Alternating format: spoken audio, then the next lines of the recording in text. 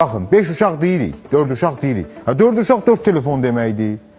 4 uşağın hərəsində 4 repetitora vur, 16 repetitor deməkdir. Yəni, ayrı-ayrı vaxtlarda, eyni vaxtda olmasa da. İndi 200 olsa heç nə, lap çətin. Hərəsinin qış, yaz, yay paltarı deməkdir. İndi birininkini o birisi geyinmək. Bilirsiniz, ata-ana niyə axı uşaqlara ötürə-ötürə zorla, ya özünü kim o çətinə salar, kim o böhrana salar.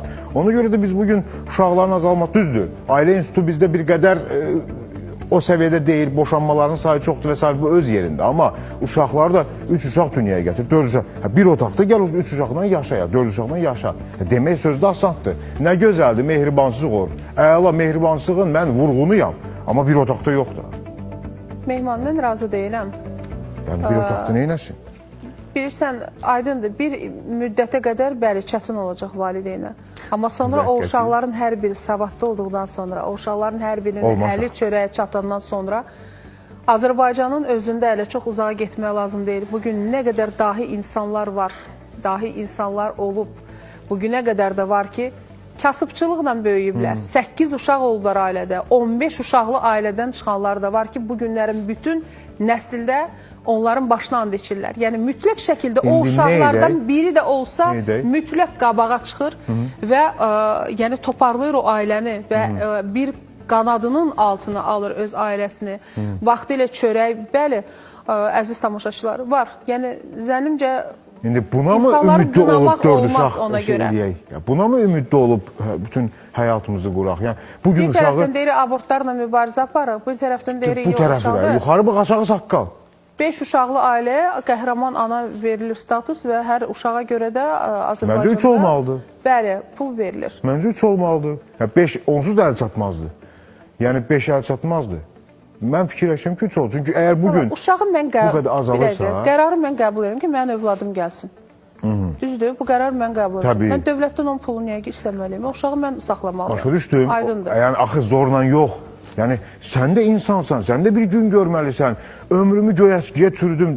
Mən egoist danışa bilərəm, indi ola bilər egoist səslənsin. Amma valideyn də yaşamalıdır, bir 60-a, bir təqaüd yaşına çatmalıdır da. Ona görə valideyn özü çox götür-qoy olmalıdır. Gecə işlə, gündüz işlə. İş işdən necə deyirlər, keçəndən sonra kiminsə 3 uşağı, 4 uşağı olanda bəzən bu sosial verilişlərdə biz baxırıq, əl tutmaq əlidən qalıb deyirlər. Aydındır, elə ailələr hər birimiz üçün bir sınaqdır ki, biz o ailəyə baxıb keçəcəyik, deyəcəyik, yoxundur, imkanın yox idi, niyə bu qədər doğmuşdun, dünyaya gətirmişdin? Yəni, çox belə sərt belə ittihamlar da var. Yoxsa çalışacaq ki, necəsə əl tutaq, kömək eləyək. Mənim anam müəllimdir. Çətindir. Biz 3 uşaq olmuşduq və s. O vaxtda 90-cı illərdə xüsusilə də özümüz bilirdik, müharibələr və s. SSR-nin süqutu və s. Çox çətin idi, uzun uzadı çörək növbələri və s. Çox adam da deyirdi ki, imkan yoxdur, ay 2 uşaq yox, 1 uşaq və s. Mən anam yadımdadır ki, mənim binyetkamdan bizim imkanımız yox idi. Foto gedib çəkdirmək. Binyetkadan şəklini belə götürmüşdü və sənəd üçün vermişdi ki, onu yenidən məktəbdə, yəni işə cəlb olunması üçün. Aydındır. Amma bugün mən buradayım. Bugün mən buradayım. Və məni kimi elə çox uşaqlı ailələr də var, Mehman. Yəni ona görə də qınamaq... Mən düşünmürəm, o risk etməyə ehtiyac yoxdur. Amma övladın ruzusunu da istər-istəməz Tanrı yetirir.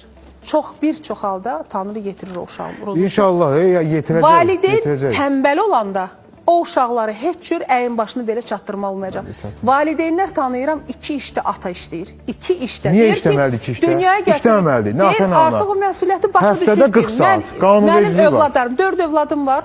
Bu mənim məsuliyyətim. Övlad məndən xahiş eləmir ki, mənə dünyaya gətir. Heç. Amma sən niyə 40 saat artıq işləməlisən? Və mən ata-ana olaraq, valideyn olaraq mənim artıq borcumdur o uşağa baxmağa. Mən də o səhv eləyirəm səni kimi. Mən də o səhv eləyirəm. O səhv deyil. Mən də həftədə 40 saatını artıq işləyirəm. Ona görə Qafqaz xalqları, xüsusilə Azərbaycanlılar həmişə ailə, ata, ana bizdə həmişə üstün olur. Nəyə görə? Fədakardır ona görə. Olmayaq fədakar. Həftədə 40 saat. Mən sənə razı deyiləm. Həftədə 40 saat bəhsimizdir. Biz fədakar olmasaq, biz gələcək nəsilləri nə verəcəyik? Yəni, nə verəcəyik? Ordular lazımdır. Sistem verəcəyik. Bizə lazımdır, yaxşı, bir böyük bir əhali lazımdır. O ata-ana xəstə düşür axı, gedib təqaüd yaşına çatmır. 4 uşağı beli sınasına gedib səhər işləyir, axşam işləyir, gecə sinir. Mehman, qərar qəbul olunubsa ki, evdə, ailədə artıq 4 uşağımız var. Bəli. Vəssalam.